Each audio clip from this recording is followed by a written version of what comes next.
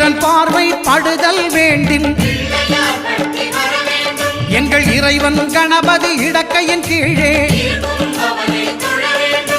சுக்கிரன் பார்வை படுதல் வேண்டும். எங்கள் இறைவன் கணபதி இடக்கையின் கீழே புத்திர பாக்கியம் தருகிற பகவான் சுக்கிரன் அங்கே குடியிருப்பான். அவன் கற்பக கடவுளை கண்டவர் தமக்கு பொன் பொருள் அள்ளி கொடுத்திடுவான்.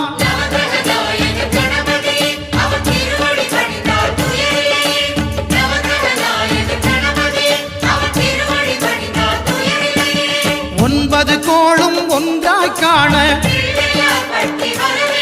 அங்கு கற்பகம் என்னும் கடவுளின் மெய்ய